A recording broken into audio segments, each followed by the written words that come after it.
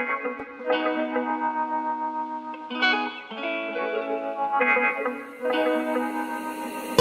beat ain't normal. Hello, my lovelies. Welcome to TD Matal. Thank you so much for everyone that subscribed. I just noticed that we are at 239 subscribers. Thank you so much. I really appreciate everyone that has subscribed to my channel. All right, so today's video is actually about credit cards. Okay, credit cards versus debit cards. We all know and we all try to run away from credit cards. Trust me, I also used to run away from them all the time.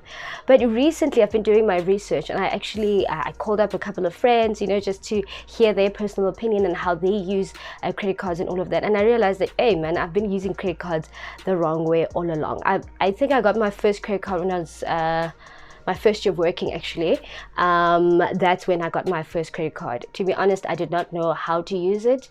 I was, guys, it was a mess, and it took me such a while to actually pay it off.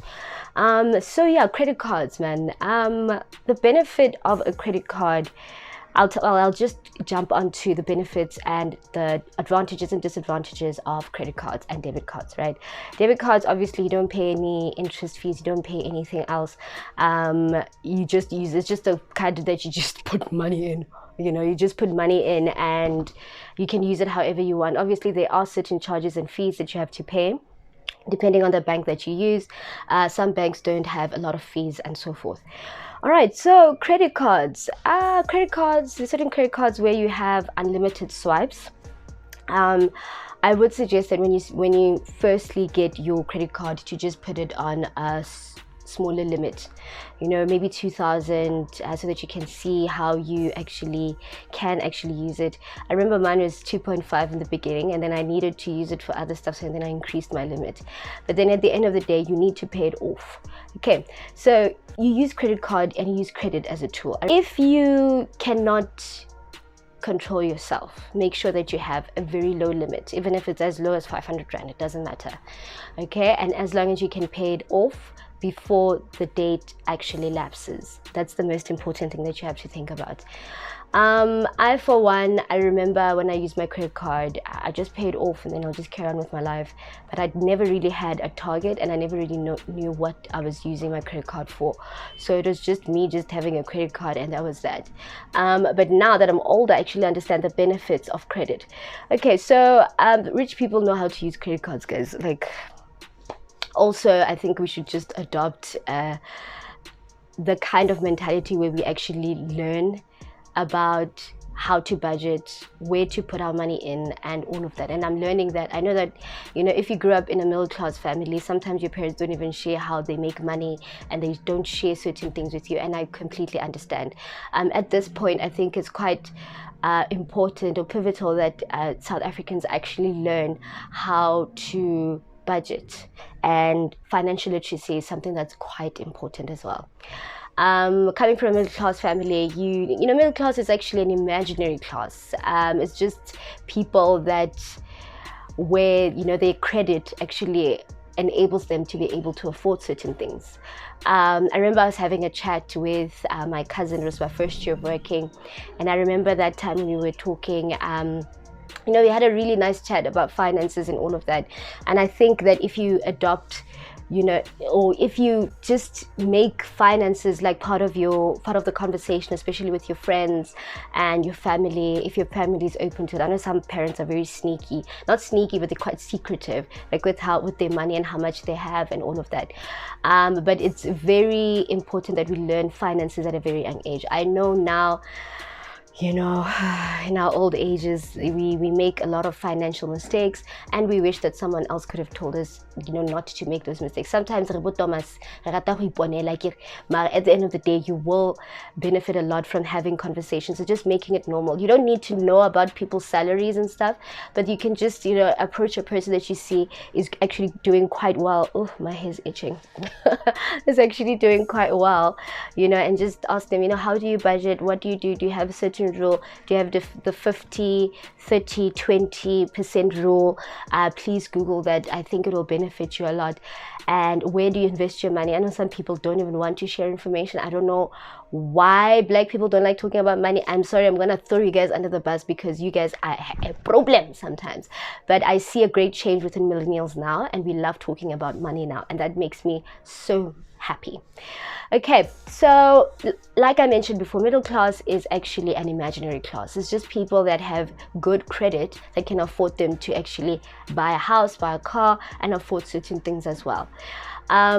Poor people are people that don't have money. There are certain people that belong to the middle class, but I don't think that they actually do belong to the middle class.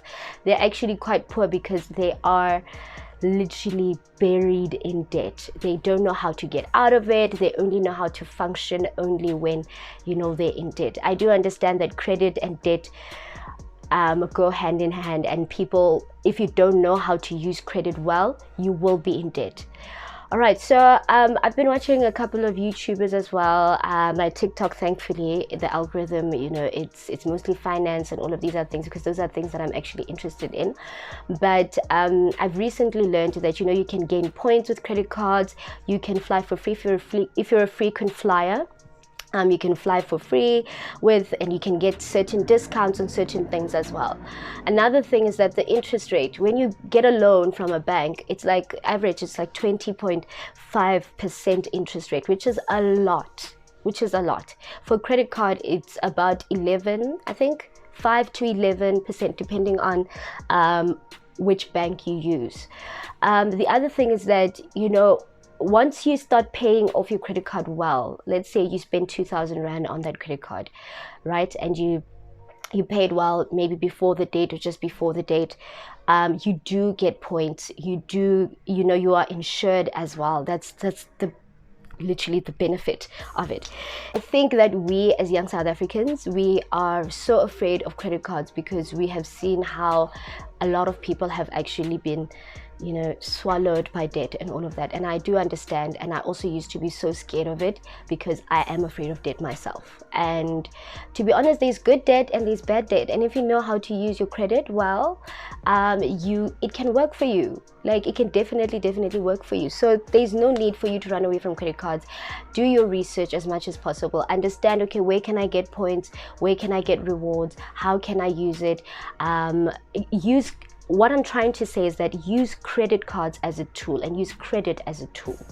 All right, try to understand, okay, fine, if I, let's say, buy a house tomorrow, how can I monetize it? How can I make money out of this? How can I make money out of the debt and credit that I have? Think about, is it more beneficial for me to get a loan, or is it more beneficial for me to get a credit card? Sometimes, you know, you think that it's more beneficial for you to get a loan, but in essence, you could have just gotten a credit card, paid it off over time. You can put a debit order on it, pay it off over time, and then also accumulate and strengthen your credit score. Because at the end of the day, as a middle class person, you do need credit. You definitely do. I thought I could run away from it, you know, especially if you want to use it as a tool. I know that certain people will disagree and say you don't need credit cards and you don't need credit to buy certain things. But in all essence, in terms of longevity, I think you do really need a credit card. So be disciplined. I wouldn't advise you to get a clothing store, because for me, guys, I've mentioned this so many times, nice. So I literally paid off all of my clothing accounts. I paid them off actually 2 years ago. I don't believe in someone having a clothing account, especially if they splurge. I know of so many people that regret having them because, you know, you can buy makeup, you can buy this, you can buy that, you can buy that, and then you don't pay it off well. Just sit back and relax and try to think about, okay, fine, if I buy this, will it benefit me? Why am I buying this? Is it important? Do I need it? If you don't need it, don't buy it.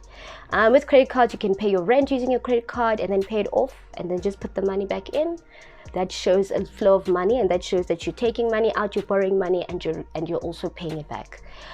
Strengthening your credit card is very important. I could not emphasize this enough. I used to think that I don't need credit when it comes to certain things, but I realized that, you know what, I don't have a mama or a papa that's just going to give me, hey, when I get her, give 50,000, yeah, 100,000, come on, some of us don't have that. So we really have to work to the bone for everything that you have, okay, that we have. So yeah, I really want you guys to think about this. If you're someone that really wanted a credit card, I would advise you to have a smaller limit, just a smaller limit if it's 2,000 Rand, and then learn how to just use it a bit and just try to flex that financial muscle of yours and try to see how much your credit can actually increase. Do not ever miss a payment. Try your best not to miss a payment. Like, that's so good. It will just start dropping. All right. So if you have a clothing account, don't have more than one clothing account. If you know that you're a frequent buyer, maybe at Zara or whatever store that you normally buy at, even if it's a Jed, come on guys, like if you know that you normally buy a lot from a certain clothing store, get a clothing account from that clothing store. Don't start now getting one from Mr. Price and then one from this and then one from that, and think about, okay fine, if I get a clothing account, I have only one now. Actually, come to think about it, yes, I have only a Woolies one. I forgot. And the reason why I got a Woolies one is because I can buy groceries. Let's say I'm a little bit short on money, maybe mid-month, and I don't have any money. I have to use that money for something else. I can go get like food or something at Woolies. Right, so think about that. Think about, okay fine, if I get a Mr. Price card, I can buy clothes, I can also buy furniture and things like that, and decor and things like that. So think about the usage of it. Don't just think about it's just a clothing account and that's it. Think about what else can I use it for. Okay, that's very important. But please be financially disciplined from a very young age. I think you should start thinking about saving.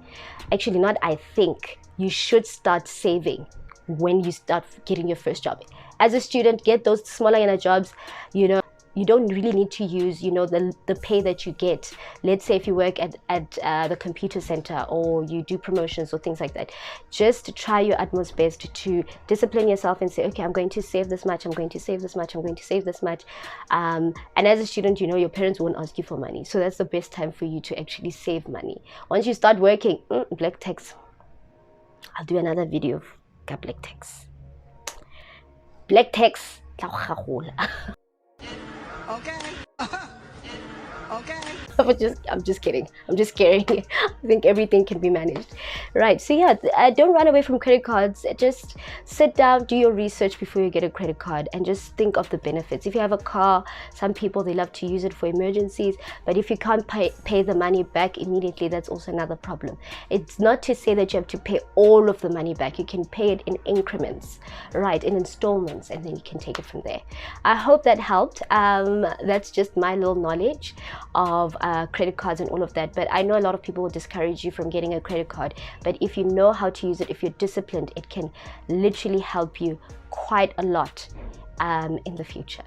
Okay, so lovelies, please subscribe to my channel. We are at 239. I'm so happy. Thank you so much for watching my videos. I saw that my other video is almost at 2K views. I am so happy. You guys don't understand. Like, I literally screamed, guys. You guys don't understand. I'm really happy. I'm so happy that these videos are actually beneficial to you. I will be doing more videos about whatever I learn. As I learn, I will just pass on the information, and let's have a discussion on, like, in the comments. Just let me know, share it with your friend. If you have a friend that wants to get a credit card, let them know about this video and just show them the video. All right, I hope you guys love this video. I don't want to make my videos too long, but please also do your own research and check which bank offers the best interest and all of that, and the best benefits as well. Oh, I forgot to mention something. Debit cards actually you cannot insure it. So if your money gets stolen, let's say your 20K just gets stolen, you won't get it back. But with a credit card, you will get it back. Just so you know, there's actually insurance when it comes to credit cards. So many benefits. Like, I wish you guys knew. I wish I knew, guys. I wish I knew. And every time you swipe, you get rewards. All right, lovelies, I'll see you next time. I hope you enjoyed this video. And thank you so much for all of my subscribers. Bye bye, guys.